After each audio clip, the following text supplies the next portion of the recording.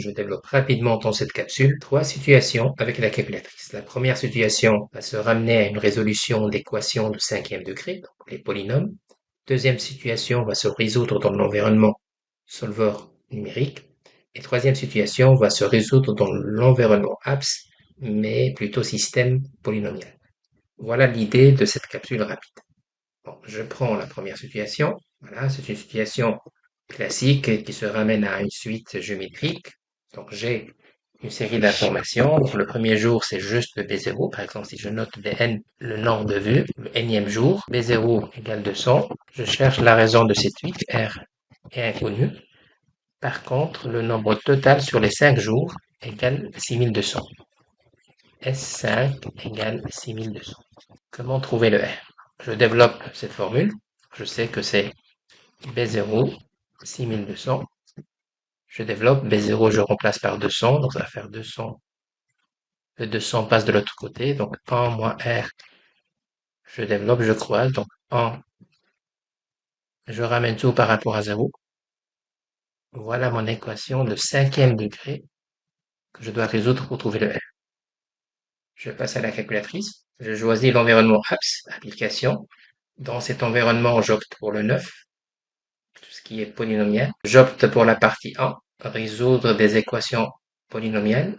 Je précise le degré, donc je suis au degré 5. Ensuite, je renseigne correctement les coefficients, donc je résous, et je vois que j'ai deux racines, 2 et 1.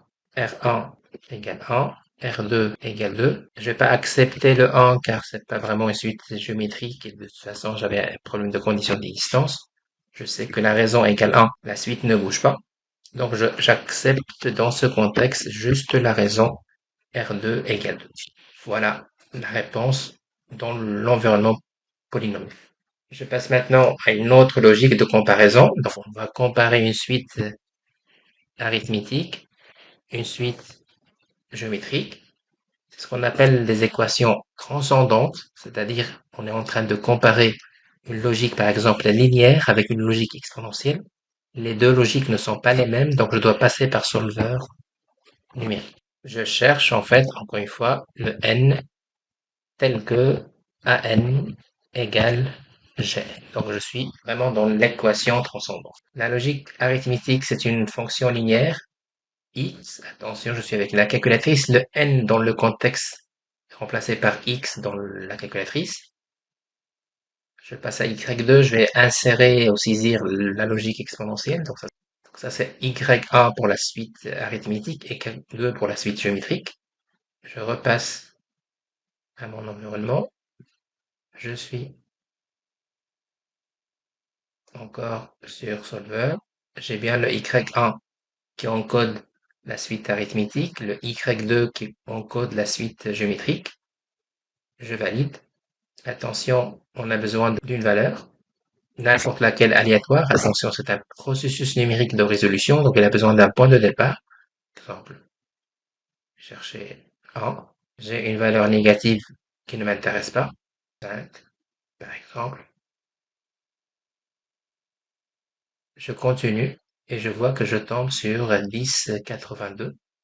Bon, ça sera approximativement 11. Je termine par la troisième situation. J'ai pris un exemple de loi normale avec deux paramètres inconnus, mu et sigma. Voilà le contexte. Rapidement, c'est un contexte qui se ramène à ce système, donc le développement algébrique concernant le centrage et la réduction de la variable aléatoire. C'est pas mon objectif. Mon objectif, c'est juste d'arriver à un système à deux inconnus. Ce système-là, avec cette forme, ne peut pas être résolu, en tout cas, entrer dans le cadre de la calculatrice. Donc, je dois préparer le cadre. Juste, je rappelle le cadre pour la calculatrice. Ça sera toujours AX plus BY égale C. A'X plus B'Y égale C'. Ça, c'est le cadre de la calculatrice. Donc, je vais me rapprocher de ce cadre. Donc, c'est juste de l'algèbre. 4 moins mu égale moins 0, deuxième équation, 11 moins mu égale 1, 0, 6, 4 sigma. Je garde les quatre chiffres car je suis dans une logique de probabilité.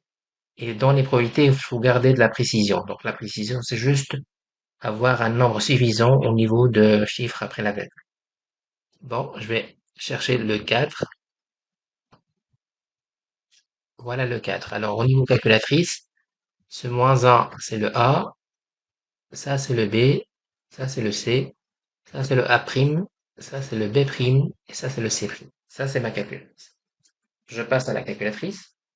Tout ça va se résoudre toujours dans l'environnement apps, toujours l'option 9. Dans l'option 9, maintenant, c'est un système, donc c'est l'option 2. Dans le système, c'est deux équations, deux inconnues, c'est bon. Je continue et je cherche le cadre. Donc le premier cadre, c'est ici. Voilà mon cadre, il suffit de résoudre. Voilà la résolution. Donc le X, c'est juste le mu. Le Y, c'est juste le sigma. Je vois que la calculatrice me donne quelque chose de type fractionnaire. Pour passer à la valeur décimale, c'est juste l'option FD que vous voyez ici. Voilà, j'ai mes deux valeurs. Mu égale 7,13, sigma égale 3,70.